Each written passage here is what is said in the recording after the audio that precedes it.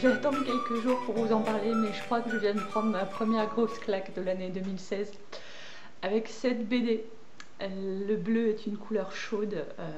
Je n'ai pas encore vu le film La vie d'Adèle. Je compte bien le regarder là très prochainement. Mais je viens juste de la terminer. C'est simple, je l'ai lu quasiment d'une traite. Voilà. C'est... J'ai des larmes qui viennent en fait, aussi bien de joie que de tristesse, que de tout ce que vous voulez. Je sais pas pourquoi cette BD me remue autant, mais elle est super belle quoi. Elle est juste magnifique. Vous l'aurez compris, méga, giga, extraordinaire, coup de cœur, bouleversement pour moi en découvrant cette BD. Une fois de plus, bien après les autres, mais alors qu'est-ce que ça valait le coup quoi. Je suis submergée encore d'émotions. Pour tout vous dire, en fait, je l'ai terminé il y a déjà plusieurs jours de ça. Je n'ai pas voulu faire ma vidéo à chaud comme je le fais d'habitude avec mes coups de cœur. Parce que suite à une discussion justement sur la chaîne de Croque les mots, j'avais envie de prendre le temps de savourer, de voir si c'était vraiment l'instant qui fait que j'étais bouleversée par cette BD ou si véritablement il s'était passé quelque chose de particulier pour moi. Et quelques jours après, je peux vous le dire, il s'est vraiment passé quelque chose. En fait, c'est très simple, quand j'ai eu terminé la BD, dans les 2 minutes qui ont suivi, je l'ai réouverte et je l'ai relue une seconde fois et même une troisième fois depuis. Je suis subjuguée, je suis incapable de vous dire pourquoi, mais je suis subjuguée. Il s'agit donc de la BD Le bleu est une couleur chaude qui a été écrit, réalisé par Julie Marot en 2010, paru aux éditions Glénat. Cette jeune illustratrice a une trentaine d'années, ce qui veut dire qu'elle en avait 25 quand elle a réalisé cette beauté. Donc déjà rien que pour ça, moi je suis épatée.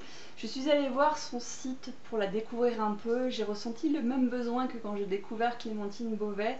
Son site s'appelle Cœur Forêt. Donc déjà là encore, je me dis ok, toi et moi nous sommes connectés. Je veux faire partie de ton univers. Vous voyez, c'est ce genre d'auteur en fait. C'est très rare pour ceux qui me suivent depuis quelque temps sur la chaîne, vous le savez. Je suis pas accro à découvrir les auteurs, à avoir des dédicaces, à aller au salon et tout. C'est pas quelque chose que j'ai développé en tout cas pour l'instant.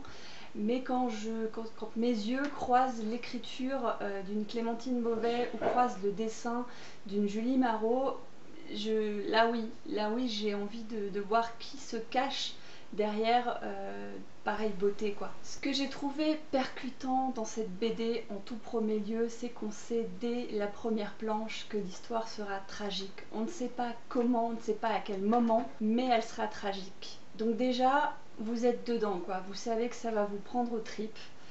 Et là, c'est embarquement immédiat. L'histoire débute en fait sur le personnage de Emma qui vient rendre visite aux parents de Clémentine, sa compagne, pour récupérer un objet en particulier, à savoir le journal intime de Clémentine. On ne sait pas encore bien ce qui va se passer, mais on sent tout de suite qu'il y a une certaine tension entre les parents et la jeune fille. Elle s'installe dans la chambre de Clémentine, ouvre son journal intime et c'est ainsi que nous remontons plusieurs années en arrière pour découvrir la vie de Clémentine. Son journal a commencé à l'époque où elle était au lycée et hop, tout de suite on est embarqué à la même époque et on découvre Clémentine dans son milieu, dans son lycée, ses relations avec ses parents. Et un jour, elle rencontre la couleur bleue. La couleur bleue, c'est Emma. Emma qui va bouleverser sa vie. Un coup de foudre pur et dur, à un simple regard, quelque chose qui se passe en elle et elle ne comprend pas. Elle en est même effrayée. Et ainsi de suite, l'histoire va se construire et on découvre une très belle histoire d'amour entre Emma et Clémentine. Et avec cette histoire d'amour, on découvre également en fait la découverte de soi, comment s'affirmer face aux autres, comment faire face à ce qu'on ressent quand cela n'est pas considéré comme normal, comment s'affirmer par rapport à ses parents, par rapport à sa famille, par rapport à ses amis, comment faire face, faut-il écouter son cœur, ses sentiments ou rester dans le paraître. C'est toute cette thématique-là qui est abordée dans cette BD et c'est fait avec beaucoup de douceur. C'est à la fois pudique et très affirmé. Les scènes de nu notamment sont magnifiques.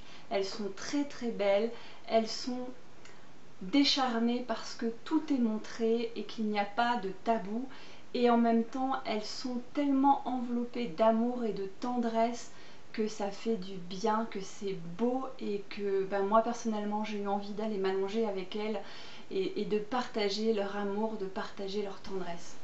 Et c'est toute cette quête de soi, cette quête de l'autre, l'amour naissant, mais la passion aussi dans ce qu'elle peut avoir de plus destructeur, la difficulté quand on est quelqu'un qui s'assume déjà à tomber amoureux de quelqu'un qui ne sait pas encore qui il ou elle est, et c'est absolument fabuleux. Moi je me suis régalée, ça m'a pris vraiment aux tripes. J'ai souri par moments de la niaiserie de Clémentine, de sa timidité. J'ai ri avec elle quand j'ai compris qu'elle allait découvrir ce qu'était l'amour, quand elle allait découvrir la passion charnelle, mais aussi la passion intellectuelle, le partage de deux mondes qui ne se connaissent pas et qui d'un seul coup fusionnent. Je me suis laissée complètement embarquer, j'ai eu mal avec elle, et alors la fin, voilà,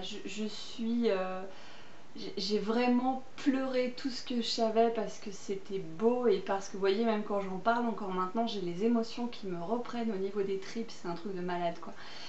J'y connais rien en BD, j'arrête pas de vous le dire, je peux pas vous dire quel style c'est au niveau du dessin, je peux pas vous dire si c'est bien fait, mal fait, et à la rigueur on s'en fout. Tout ce que je sais, c'est que je trouve ça incroyable que des images avec si peu de texte réussissent à me bouleverser à ce point là, et tout le jeu autour du bleu, le bleu qui est présent à la fois par touche et omniprésent, par ces différentes nuances, ça en fait un fil conducteur, et c'est beau quoi, c'est beau.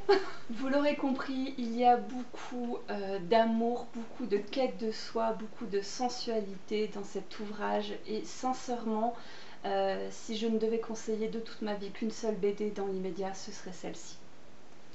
Je vous dis à très très bientôt, et si vous l'avez lu, partagez avec moi parce que ça me ferait vraiment plaisir de discuter de cette merveille.